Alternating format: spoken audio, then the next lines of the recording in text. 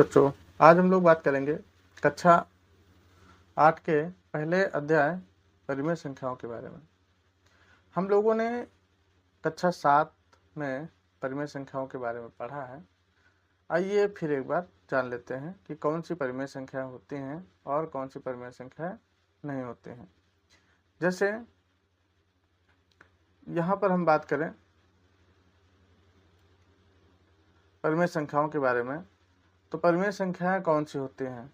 परिमेय संख्या वो होती हैं जिन्हें हम P/Q के रूप में लिख सकते हैं, जिन्हें हम P/Q के रूप में लिख सकते हैं, या हम ये कह सकते हैं जिनको हम अंश बटे हर के रूप में लिख सकते हैं। ठीक, जिनको हम अंश बटे हर के रूप में लिख सकते हैं। और इसमें एक कंडीशन ये होती है कि जो हर का मान होगा, ठीक, वो बराबर नहीं होगा किसके? 0 के बराबर के। कहने का मतलब ये है कि परिमेय संख्या वो परिमेय संख्या होगी जो अंश बटे हर के रूप में लिखी हो और जिसका हर क्या हो? 0 के अलावा, या ऐसे कह सकते हैं शून्येतर संख्या हो, शून्य के इतर यानी शून्य के अलावा कोई भी संख्या हो। ठीक, तो ये हमारा पहला चैप्टर था। और पहले चैप्टर में के अंतर्गत हम लोग क्या क्या पढ़ेंगे? इस चैप्टर में हम लोग पढ़ेंगे परिमेय संख्याओं का योग, यानी ये जो P/Q के रूप में संख्या है, यानी जैसे 4/5, 7/8, इस तरह से जो संख्याएं लिखी मिलेंगी हमें, हम उनका योग कैसे निकालेंगे, उनका अंतर कैसे ज्ञात करेंगे, उनका गुणा यानी परिमेय संख्याओं का आपस में गुणा कैसे करेंगे, और उनसे संबंधित क्या क्या गुणधर्म हैं, उनके बारे में हम लोग इसमें जानेंगे। ठीक है, इसके बाद जो पहला हमारा चैप्टर है 1A, उसमें हम लोग सिर्फ ये परिमेय संख्याओं के योग के बारे में ही पढ़ेंगे। उसके बाद आगे चैप्टर में अंतर, फिर उसके अगले चैप्टर में गुणा, इसके बाद फिर परिमेय संख्याओं के योग पर गुणा का वितरण नियम, जैसे हम जब गुणा के प्रश्न हल करेंगे परिमेय संख्याओं से संबंधित, तो उसमें गुणा यानी गुणा के प्रश्नों को हल करते समय वितरण नियम यानी जो वितरण प्रगुण है उसका हम प्रयोग कैसे करेंगे, उनके बारे में पढ़ेंगे। 1 तथा 0 परिमेय संख्या के रूप में तथा इनके प्रगुण के इनके नियमों के बारे में पढ़ेंगे।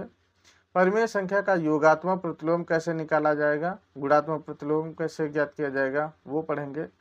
साथ में ही किसी परिमेय संख्या में किसी परिमेय संख्या से भाग देना है तो वो हम यानी भाग कैसे देंगे।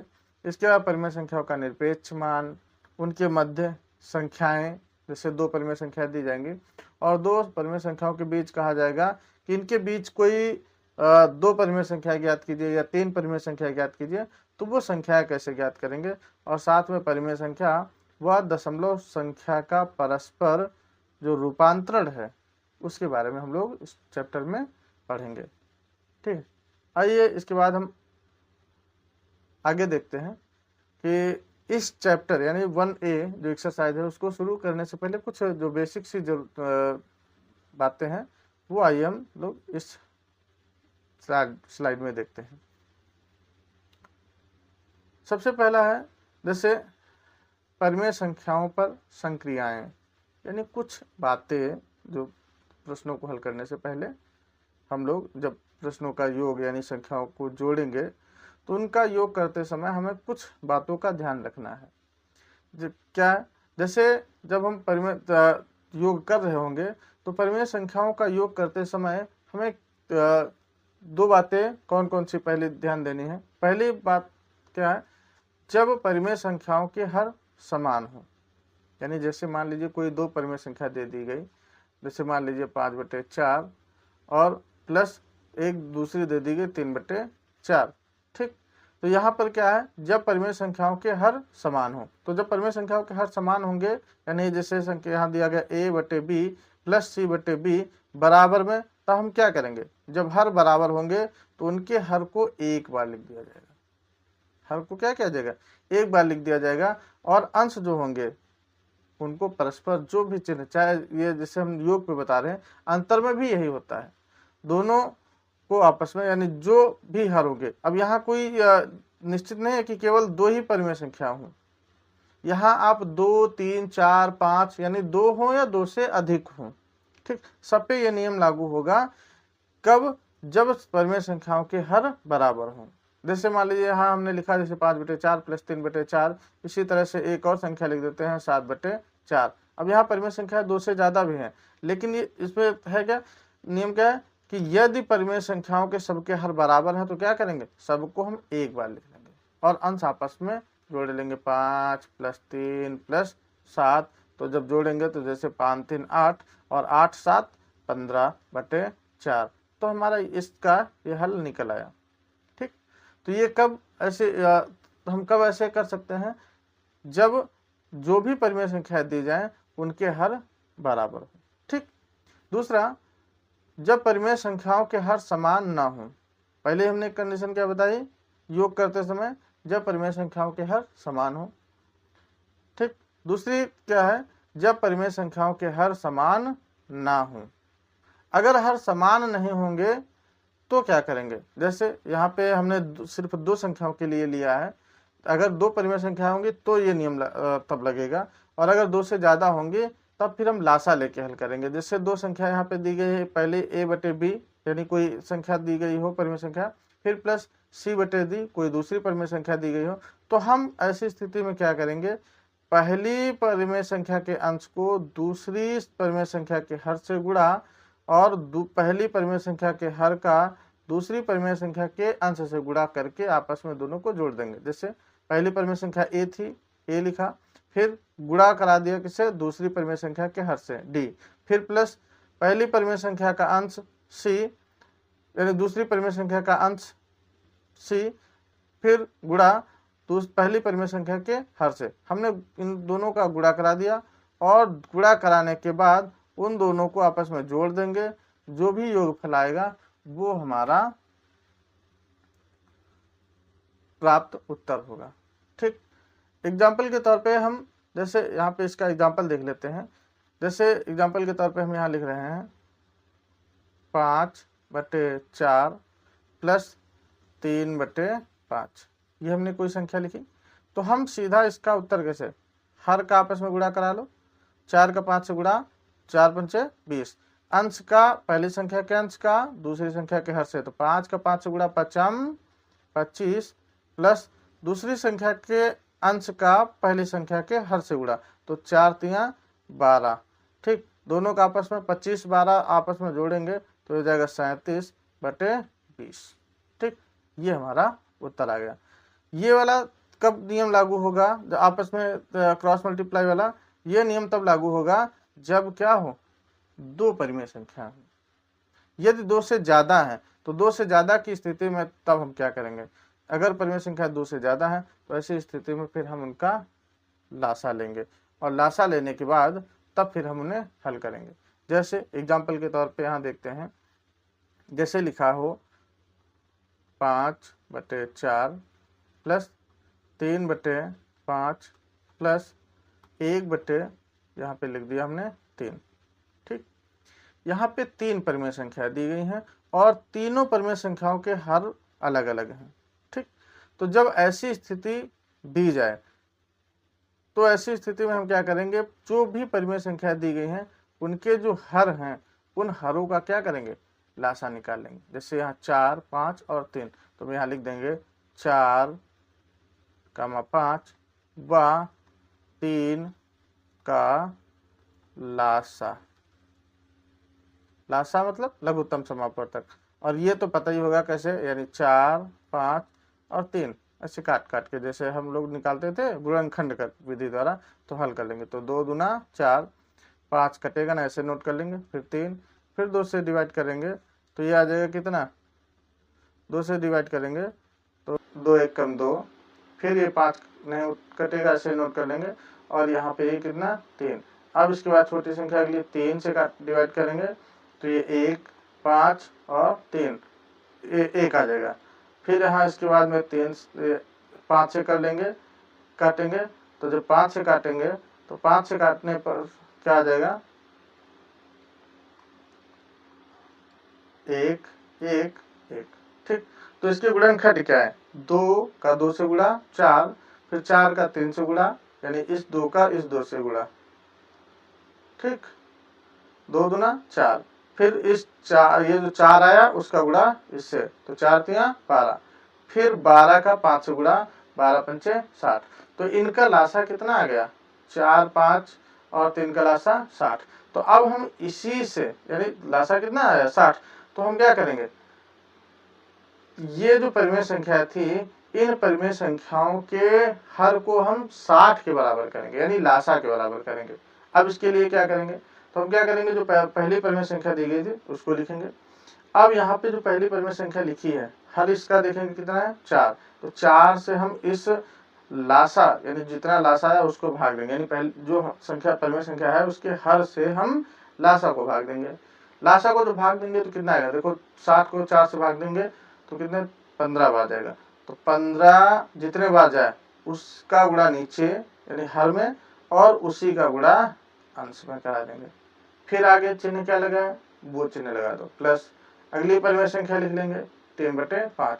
अब यहाँ पर कितना है, हर में 5, तो हमें कितना बनाना है, यहाँ हर में 60 बनाना है। 60 बनाने के लिए किस संख्या से गुणा, तो यहाँ 60 को 5 से भाग दे के देखो कितना आएगा 12, 12 पंचे 60, तो 12, तो 12 से नीचे गुणा, तो जितनी संख्या से, जिस संख्या से नीचे गुणा कराएंगे उसी से ऊपर, फिर प्लस अगली संख्या 1/3। अब 3 को किस संख्या से गुणा कराएंगे, यानी जब हम गुणा कराएंगे 60 को 3 से भाग दो तो 20 बार जाएगा, तो 20 से नीचे गुणा और 20 से ऊपर गुणा, ठीक। अब जब गुणा हो जाए तो अब इनको हमें हल कर लेना है, जैसे 15 पचे 75/60, फिर प्लस 12 36 बटे 12 पंचे 60, फिर प्लस 20 एकम 20 बटे 20 तिया 60।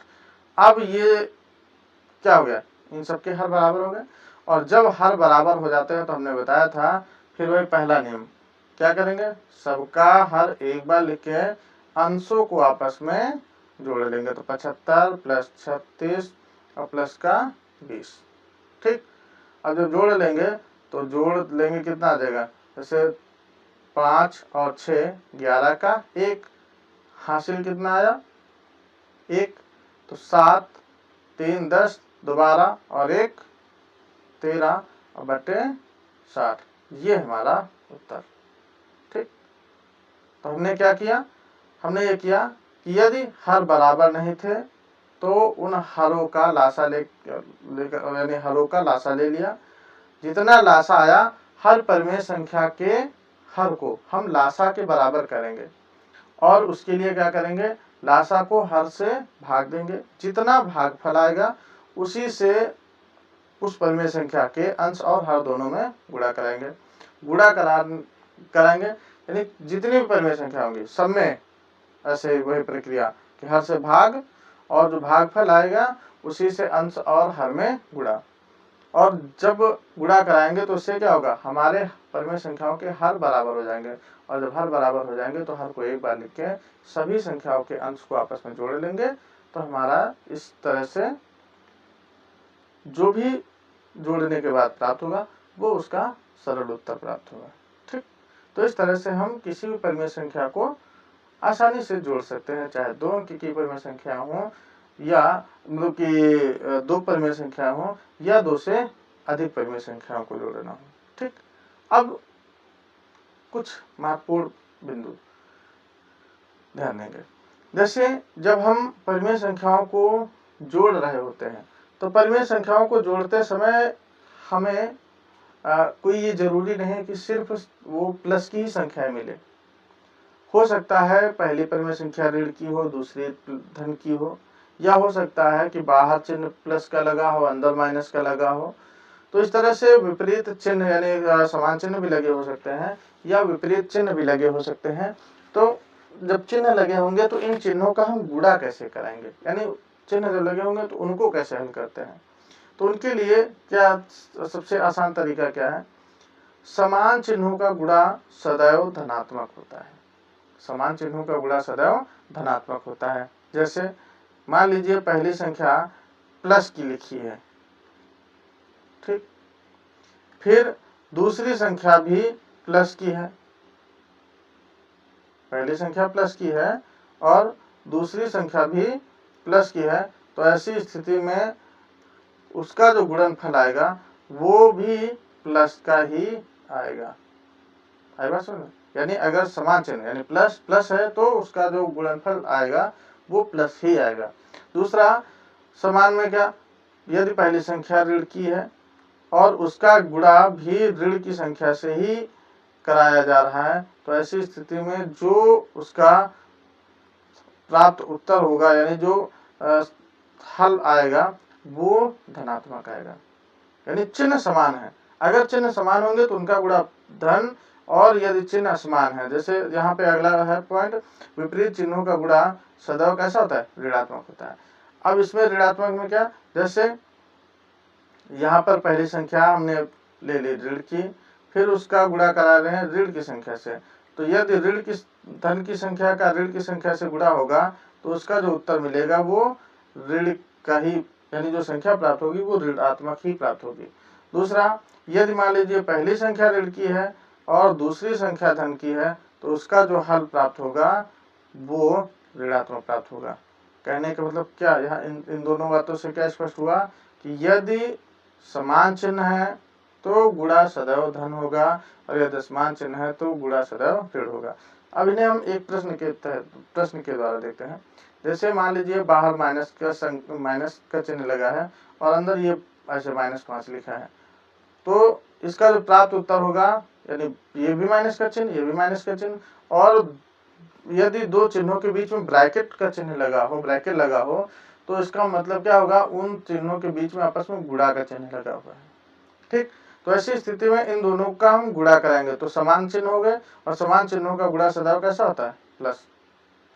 अब अगर जैसे पहली संख्या प्लस की लिखी है, पहली संख्या प्लस की लिखी है और दूसरी संख्या भी प्लस की लिखी है, तो ऐसी स्थिति में यहाँ भी समान चिन्हों का गुणा, ये भी समान चिन्हों का गुणा कैसा होता है, धन का। मान लीजिए यही संख्या ऐसे या अलग अलग संख्या देख सकते हैं, जैसे मान लीजिए पहली संख्या ऋण की लिखी है, दूसरी संख्या धन की लिखी है, तो असमान चिन्ह हो गए, असमान चिन्हों का गुणा सदैव ऋणात्मक, यानी ये प्लस माइनस है, ये प्लस, पहला माइनस यानी ये वाला नियम, पहला माइनस दूसरा प्लस, तो उसका गुणा माइनस। तो इस तरह से पहली संख्या यदि ऋण की है दूसरी धन की है तो उसका जो गुणनफल प्राप्त होगा वो भी ऋण का ही प्राप्त होगा। ठीक, या यदि कह सकते हैं यदि पहली संख्या धन की है दूसरी संख्या ऋण की है, तो ऐसी स्थिति में जो उनका हल प्राप्त होगा वो भी ऋण का ही प्राप्त होगा। कहने का मतलब ये है कि यदि चिन्ह असमान है तो जो गुणनफल प्राप्त होगा वो भी असमान ही होगा। और योग में क्या है, योग में समान चिन्ह आपस में जुड़ते हैं, असमान चिन्ह आपस में घटते हैं, और घटाने में चिन्ह हमेशा बड़ी संख्या का लगाएंगे, ये ध्यान रखना है। ठीक, अब अगले पॉइंट पे आते हैं। अगला पॉइंट क्या है कि यदि p बटे -q तथा -p बटे -q दो ऋणात्मक हर वाली परिमेय संख्याएं हों, तो जो p बटे -q वो बराबर होगी -p बटे q के। एग्जाम्पल के तौर पे हम समझते हैं, ये बात हमने कक्षा 7 में पहले ही चैप्टर में पढ़ी थी, जब पढ़ा होगा कि परिमेय संख्या के हर को धनात्मक बनाइए, परिमेय संख्या के हर अंश को धनात्मक बनाइए, तो वहां पर देखा होगा हम लोग क्या करते थे, जैसे मान लीजिए -7 बटे 5 लिखा और यहाँ पर क्या है, अंश ऋणात्मक है, तो वहां पर जब कहा जाता था अंश को धनात्मक बनाइए, तो हम लोग क्या करते थे, जब अंश को धनात्मक यानी अंश ऋणात्मक दिया होता था उसको धनात्मक बनाने के लिए कहा जाता था, तो हम -1 से गुणा करा देते थे। ठीक, और जब गुणा कराते थे तो यहाँ पे देखो पहली संख्या ऋण की दूसरी ऋण की, तो दोनों का आपस में गुणा हो गया धन का। इसके बाद में दोनों अब नीचे संख्या, पहली संख्या प्लस की दूसरी संख्या माइनस की, तो गुणनफल जो आएगा माइनस का आएगा, 5 का 1 से गुणा 5। तो हम क्या देख रहे हैं कि जो -7 बटे 5 है वो बराबर किसके है, 7 बटे -5 के है। ठीक, यही बात यहाँ कहा गया है कि यदि पहली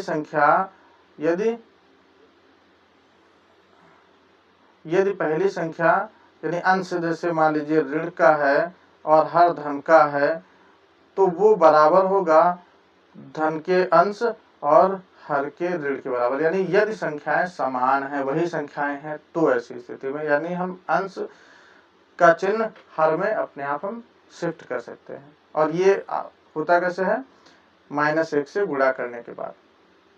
आई बात समझ में? इसके बाद यहाँ पे आगे हम क्या, अगला जो पॉइंट क्या है, ये वाला यहाँ पे बताया गया है कि यदि अंश ऋण का है और हर ऋण का है, तो ऐसी स्थिति में वो जो संख्या होगी वो धनात्मक होगी। ये भी हम लोगों ने पढ़ा था कक्षा 7 में कि जब परिमेय संख्या कोई ऋणात्मक पूरी परिमेय संख्या दी होती थी, यानी अंश भी ऋण का होता था, हर भी ऋण का होता था, तो ऐसी स्थिति में हम लोग क्या करते थे, ऐसी स्थिति में हम करते थे कि गुणा करा देते थे, यानी -1 से ऊपर भी गुणा और -1 से नीचे, यानी अंश और हर दोनों में -1 से गुणा करा देते थे। जब -1 से अंश और हर दोनों में गुणा करा देते तो परिमेय संख्या अपने आप यदि ऋण की है तो वो धन की हो जाती थी, और अगर धन की है तो वो ऋण की हो जाती थी। तो हमें अगर ऐसा करना है, यदि परिमेय संख्या ऋण की पूरी दी है, अंश भी ऋण का है और हर भी ऋण का है, तो ऐसी स्थिति में वो परिमेय संख्या जो होगी वो धनात्मक ही परिमेय संख्या मानी जाएगी। ठीक, जैसे एग्जाम्पल के तौर पर यहाँ पे दिया गया है 4/-15, 4/-15 दिया गया है, और दूसरा दिया गया है -9/-13। अब इसको हल करने के लिए क्या कहा गया है कि निम्नलिखित परिमेय संख्याओं के हर धनात्मक रूप में व्यक्त कीजिए, यानी जो परिमेय संख्या दी गई इनके हर को धनात्मक बनाना है। तो अब हर को धनात्मक कैसे बनाएंगे, तो इसके लिए हम क्या करेंगे, परिमेय -1 से गुणा कराते थे। यदि अंश को धनात्मक बनाना है तो -1 से ऊपर नीचे गुणा करा दीजिए, -1 से ऊपर नीचे दोनों में। अगर अंश बनाना होगा तो हर मतलब कि अपने आप वो बन जाएगा, यदि अंश कहा जाएगा तो अंश अपने आप धनात्मक बन जाएगा, अगर हर को धनात्मक बनाने के लिए कहा जाएगा तो हर अपने आप बन जाएगा। तो हमने क्या किया, -1 से ऊपर नीचे गुणा करा दिया। ठीक, जब गुणा कराएंगे तो क्या होगा, 4 एकम 4 पहले संख्या होगा, गुणा करा लीजिए, और यहाँ 15 का 1 से गुणा होगा, 15 एकम 15। अब चिन्हों का गुणा, तो यहाँ पर पहली संख्या धन की है, दूसरी संख्या ऋण की है, तो एक संख्या धन की है, दूसरी ऋण की है, तो आपस में गुणा कराएंगे, चिन्ह असमान है तो असमान चिन्हों का गुणा सदैव कैसा आता है, ऋण का आता है। ठीक, इसके बाद नीचे समान चिन्ह हो गया, समान चिन्हों का गुणा हमेशा धन आता है। तो 4/15, और हमें क्या बनाना था, हर को धनात्मक बनाना था, तो हमारी ये संख्या +15 प्राप्त हो गई। अगला जैसे क्वेश्चन दिया गया है यहाँ पे -9/-13। ठीक, तो -9/-13 को हमें धनात्मक बनाना, तो क्या करेंगे, -9/-13 लिख लिया, -1 से ऊपर गुणा और -1 से नीचे। तो जब गुणा कराएंगे तो 9 एकम 9/13 एकम 13, समान चिन्ह है तो गुणा धन, फिर नीचे समान चिन्ह है तो इसका भी गुणा धन का हो जाएगा। तो इस तरह से यानी ये 13 प्लस का आ जाएगा। ठीक, तो इस तरह से हमारा जो परिमेय संख्याओं को धनात्मक बनाना था वो बन गया। ठीक, अब हम लोग अभ्यास प्रश्न पे आते हैं। अभ्यास प्रश्न में हम 1A हम लोगों ने इसके बेसिक को पढ़ लिया है। अब आइए इन्हें हल करते हैं। हमारा जो पहला सवाल है, पहला सवाल में बोला गया सरल कीजिए, यानी ये जो परिमेय संख्याएं दी गई हैं उन्हें हल करना है। तो पहली परिमेय संख्या दी गई है 4/5, फिर प्लस दिया गया है और ब्रैकेट में -2/5। तो यहाँ पे देखो बाहर प्लस का चिन्ह है, ब्रैकेट में माइनस का चिन्ह है, और ये हमने बात बताई है कि यदि दो चिन्हों के बीच में ब्रैकेट का चिन्ह लगा हो, यानी दो धन या ऋण चिन्हों के बीच में कोई ब्रैकेट का चिन्ह लगा हो, तो इसका मतलब होता है वहां पर गुणा का चिन्ह लगा हुआ है। ठीक, तो यहाँ पर प्लस का माइनस के चिन्ह से आपस में गुणा होगा, तो धन का ऋण से गुणा, यानी असमान चिन्ह हो गए, और असमान चिन्हों का गुणा सदैव कैसा आता है, ऋणात्मक, तो यहाँ पर ऋण का आ जाएगा मान। ठीक, अगला 2/5। ठीक, अब यहाँ पर परिमेय संख्याओं को हमें क्या करना था, योग करना था, इसलिए प्लस का चिन्ह लगा था, लेकिन वो एक संख्या धन की है एक ऋण की है, तो वो हम ऐसे सॉल्व कर लेंगे।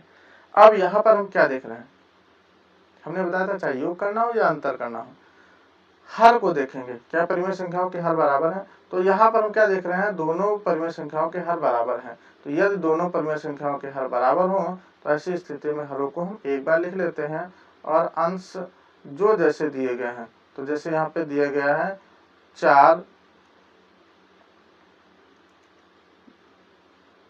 -2। ठीक, हर को एक बार लिख लिया और अंश आपस में जो चिन्ह लगा था वो चिन्ह लगा के लिख लिया। तो अब इसको हल करेंगे, 4 में से 2 घटाओ कितना बचेगा 2, 2/5, यही हमारा उत्तर।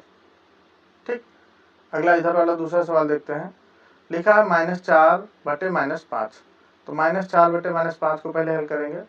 इसमें हमने बताया, जैसे इसको हम क्या लिख सकते हैं 4/5, और ये बात अभी हमने बताई है कि यदि -p/-q के रूप में कोई संख्या लिखी है, यानी अंश भी ऋणात्मक है और हर भी ऋणात्मक है, तो वो किसके बराबर होती है p/q के, अर्थात वो उस पूरी की तरह से धनात्मक होगी।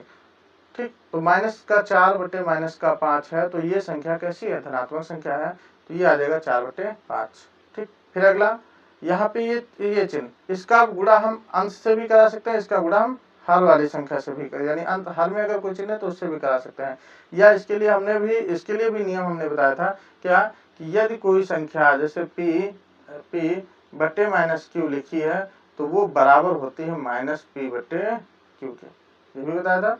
तो ये चिन्ह हम ये मान लेंगे कि ये ऊपर लगा हुआ है, जब ऊपर लगा हुआ मान लेंगे तो इसका गुणा हमने फिर ये इसी तरह से देख लीजिए, तो ये हम गुणा इसका करा सकते हैं। तो यहाँ चिन्ह समान है तो समान चिन्हों का गुणा सदैव ऋण, तो ये आ जाएगा 2/5।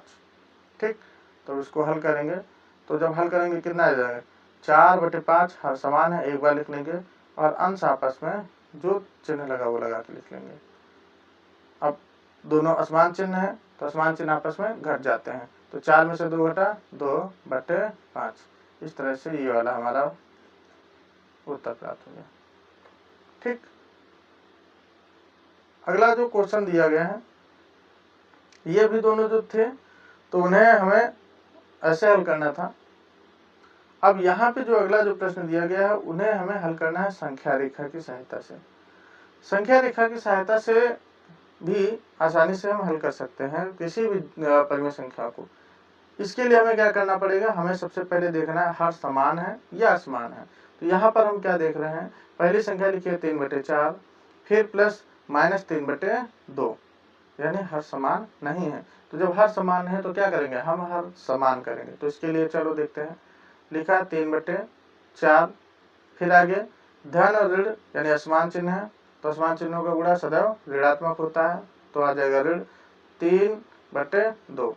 अब हर बराबर करेंगे तो एक है 4 और 2, तो 4 और 2 4 व 2, दोनों का लासा कितना आएगा, तो 4 और 2 का हम लासा अगर हल करेंगे तो लासा इनका मिलेगा 4। ठीक, तो इससे हम हल करेंगे कितना 3/4 -3, यानी 4 से 4 को भाग देंगे, 4 से 4 को भाग देंगे एक बार जाएगा, एक का अंश में गुणा और हर में गुणा, तो यही प्राप्त हो जाएगा। आगे है 3/2, 2 से 4 को भाग देंगे कितने बार जाएगा, लासा हमारा 4 आया था, तो पहली संख्या के हर से यानी दूसरी संख्या का जो हर है असमान है, तो उसका गुणा भाग देंगे लासा को, उससे भाग देंगे लासा को। तो जब लासा यानी 4 है, 4 को भाग देंगे 2 से, तो कितना 2 बार जाएगा, तो 2 का नीचे गुणा और 2 का ऊपर गुणा, तो गुणा करा लेंगे तो क्या आएगा, यह आ जाएगा 3/4 -2 3 6/4। ठीक, अब हमें दो परिमेय संख्याएं मिल गई, हमें दो परिमेय संख्या मिल गई, और कैसी परिमेय संख्या मिल गई, समान हर वाली। तो जब समान हर वाली परिमेय संख्या मिल जाएंगे तो हम फिर इसे आसानी से हल कर सकते हैं। अब इसके लिए क्या करना पड़ेगा, अब यहाँ पर हम देख रहे हैं हर बराबर हैं, तो हम यहाँ पर विस्थापन कितना लेंगे, तो विस्थापन इसके लिए हम पहले संख्या रेखा बना लेते हैं। संख्या रेखा जैसे हमने ये बना ली। अब विस्थापन कितना लेंगे, यहाँ पर बटे हर में 4 है, तो हम विस्थापन जो लेंगे वो भी ऊपर 1 का ले लेंगे, ऊपर कितना का 1 का, और नीचे जो हर आएगा वो उसका ले लेंगे। तो जैसे ऊपर हमने 1 का ले लिया और नीचे हर कितना था 4, तो विस्थापन हम ले लेंगे 1/4 का। तो जैसे पहली संख्या हमारी यहाँ पे आ गई 0, फिर दाहिनी तरफ प्लस की संख्या है और बाईं तरफ कैसी चलती है, ऋणात्मक पूर्ण संख्या, ऋणात्मक संख्या चलती है। तो माइनस का 1/4 यानी ये प्लस का जाएगा, पहले प्लस का 1/4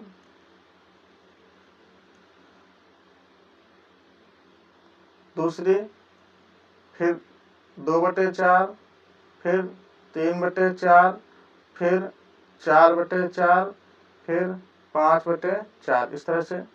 इसी तरह से बाईं तरफ संख्या यही वाली रिपीट हो जाएंगी, -1/4, -2/4, -3/4, -4/4, -5/4।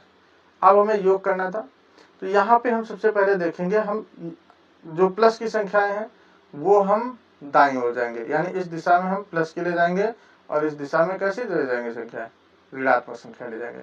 तो पहली संख्या है 3/4 प्लस की है, तो 3/4 देखो यहाँ 0 से काउंट करेंगे, 1, यानी 0 को छोड़ दो, 1 2 3, तो यहाँ पे आया, तो यहाँ पे हम ऐसे निशान बना लेंगे ये। अब यहीं से अगली कितना, हमें कितना घटाना है, 3/4 में से कितना घटाना है, 6/4। तो 4 तो हमें यहाँ पे विस्थापन तो 4 का चल ही रहा है, 1/4 का, यानी 1/4 का। तो हम हर नहीं देखेंगे, अंश सिर्फ देखना हमें, यानी इस संख्या से 3/4 में घटाना है, तो 3/4 से हम कितना पीछे जाएंगे, 6। तो 6, यानी इस 3/4 से 6 पीछे जाओ, तो पहली संख्या को छोड़ देंगे, आगे वाले उसके जस्ट आगे वाले से स्टार्ट करेंगे। तो 1 2 3, ये 0 भी काउंट कर लेंगे, 3 4, दोबारा गिनते हैं, 1 2 3, और ये 4 5 और ये 6, यानी कहाँ तक पहुंचे, यहाँ तक पहुंच गए। तो अब हमें कैसे दिखाना है, 0 से हम गए कहाँ तक, इधर 1 तक गए, यानी ये ऐसे, ठीक। फिर हमें घटाना था, यहाँ से हम लौट के इस दिशा में ऐसे आ गए, ये। तो हमारे जब हम यहाँ 6 काउंट कर रहे थे वापस, तो जब 6 वापस काउंट, यानी ये माइनस कितना जा रहे थे हम, 6/4। तो जब माइनस वापस हम 6/4 जा रहे थे, तो हमें कितने पे हम पहुंचे, कितना मिला, कितना, -3/4। तो जो मिला वही हमारा उत्तर होगा, यानी जिस अंक पे हम पहुंचेंगे वही हमारा उत्तर हो जाएगा। तो यहाँ पर जो इसका उत्तर मिला वो उत्तर कितना आ जाएगा, तो इसका उत्तर आ जाएगा -3/4, ठीक। इसी तरह से ये वाला प्रश्न करना है, जैसे इन दोनों में देखते हैं, इन दोनों में क्या देखेंगे हम, जैसे यहाँ पे दिया कितना है, -3/4, -3/-4। तो हम ये दोनों संख्याएं ऋण की हैं, तो हम इनको क्या कर सकते हैं, दोनों संख्याएं ऋण की हैं तो ये दोनों संख्याएं प्लस की बना सकते हैं, क्योंकि हमने नियम बताया है, -p/-q जो होता है वो बराबर होता है p/q के, ठीक। अगली यहाँ पे धन ऋण का गुणा ऋण 5/6। अब 4 और 6 का लासा लेकर हम लेकर इनके हर को बराबर करेंगे। तो 4 और 6 का जब हम लासा लेंगे, तो 4 6 का जो लासा आएगा वो कितना आएगा, 4 और 6 का लासा आ जाएगा 12। तो इनके हर को हम 12 बनाएंगे। तो 12 बनाने के लिए यानी पहली संख्या लिख ली। अब 12 को हम 4 से भाग देंगे, कितने बार जाएगा, 3 बार। तो 3 से नीचे गुणा, तो 3 से ऊपर गुणा, फिर माइनस। इसी तरह से 5/6, तो 5/6 लिखेंगे। 6 से भाग देंगे तो 12 को कितने बार जाएगा, 2 बार। तो 2 से नीचे गुणा, तो 2 से ऊपर गुणा। तो अब ये 3 3 का 9/4 3 12, फिर -5 दूना 10/6 दूना 12, ठीक। अब ये जो संख्या मिली 9/12 -10/12, तो अब हमें क्या करना है, यानी 9/12 में से घटाना कितना है, -1 यानी 10/12। अब इसमें हम विस्थापन पहले देखेंगे कितना होगा। तो इसमें जो विस्थापन हम बनाएंगे वो विस्थापन कितने का बनाएंगे, तो इसका बनाएंगे, हर जितना यहाँ पे दिया हो, 12 दिया तो हम 12, और विस्थापन ऊपर 1। तो अब हम इसमें क्या करेंगे, यानी संख्याएं बाएं से, यानी यहाँ यहाँ पे जैसे 1/12, तो हम क्या करेंगे, संख्या रेखा ऐसे खींच लेंगे, बीच में रखा हमने 0, बढ़ो इधर पहले दाएं तरफ। तो कितना, 1/12, फिर 2/12, फिर 3/12, फिर 4/12, फिर 5/12, फिर 6/12, 7/12, 12, 8/12, 9/12 और एक और बढ़ा लो 10/12, यानी हम प्लस की संख्या तक लेके जाएंगे। अब हमें इसमें घटाना है कितना, माइनस का 10/12। तो अब यहाँ से बढ़ा लेंगे कितना, -1/12, यानी जो प्लस की संख्या इधर गई हैं उन्हीं को हम माइनस में रिपीट कर लेंगे। -2/12, -3/12, -4/12, इतना ही रखो, इतने में ही हो जाएगा। तो हमें प्लस दिशा में यानी धन दिशा में, इस धन दिशा में कितना चलना है, 9/12, तो हमें 9 स्थान चलने हैं। तो 9 स्थान चलो, +9, तो 0 से बढ़ेंगे 1, 2, 3, 4, 5, 6, 7, 8, 9, यानी यहाँ पे आया। ठीक, कहाँ से, इधर से हम इस दिशा में गए, कितने, 9 स्थान गए। ठीक, अब हमें इसमें इन 9 में से कितना घटाना है, -10 घटाना है। तो 10 स्थान हम पीछे जाएंगे, कितना, 10 स्थान। तो इस स्थान से पीछे चलो 10 स्थान, किस दिशा में, इस दिशा में, ऐसे। तो 10 स्थान यानी इस 9 को छोड़ दो, 8 से 1, 2, 3, 4, 5, 6, 7, 8, 9, 10, ये यहाँ पे आया। तो यहाँ पे ऐसे आएगा, ये वाला। किस दिशा से, ऐसे पीछे वापस हम जाएंगे, इस तरह से, ऐसे। ठीक, कहाँ पे पहुंचे हम, 10 स्थान, -1/12 पे।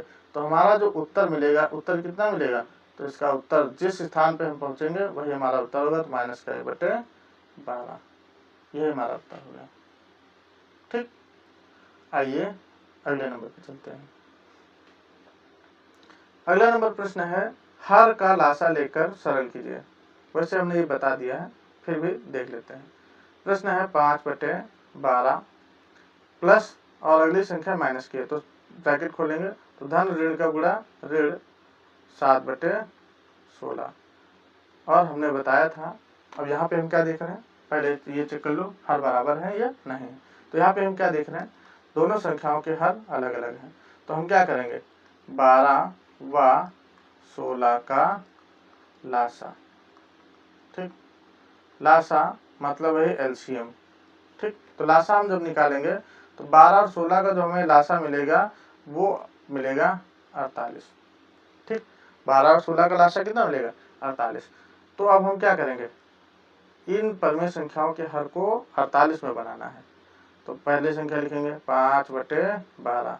अब 12 को 48 बनाने के लिए क्या करना पड़ेगा, इसमें हम 4 से गुणा, या ऐसे कर सकते हैं, परमेय संख्या के हर से लासा को भाग दो, 4 बार जाएगा, 4 से नीचे गुणा तो 4 से ऊपर, फिर अगली संख्या -7/16, -7/16 लिखा है, इसमें 16 से भाग देंगे 48 को, 3 बार जाएगा तो 3 से ऊपर गुणा और 3 से नीचे। तो जब हल करेंगे कितना आएगा, 5 का 4 से गुणा 5 को 20 बटे 12 का 4 से गुणा 48, माइनस इधर 7 21 बटे 16 48। अब हल कर लेंगे तो दोनों के हर बराबर हैं, एक बार लिख लेंगे। ठीक, हर बराबर है तो क्या करेंगे, एक बार लिखेंगे, और अंशों को आपस में जो जैसे थे वैसे उसी चिन्ह लगा के रख लेंगे। अब 20 21 असमान चिन्ह हो गए, तो असमान चिन्ह आपस में घट जाते हैं, तो माइनस का 21 बटे कितना आ जाएगा, 48। ठीक, -1/48 आ जाएगा, माइनस का 1/48, यह है उत्तर हमारा। ठीक, अगला सवाल इसका देखते हैं। जैसे लिखा -3 बटे -11, फिर धन ऋण का गुणा ऋण 4/33। ठीक, तो इसको कैसे हल करेंगे, दोनों देखो माइनस, अंश भी माइनस का है और हल भी माइनस का है, तो दोनों संख्या को हम क्या कर सकते हैं, यानी हल में बदल सकते हैं, अंश और हल दोनों संख्या को। ठीक, -4/33, 11 और 33 का लासा लेंगे, 11 व 33 का लासा जब निकालेंगे गुणनखंड से, तो इसका जो लासा मिलेगा वो 33 आ जाएगा। ठीक, 11 और 33 का एलसीएम कितना आ जाएगा, 33।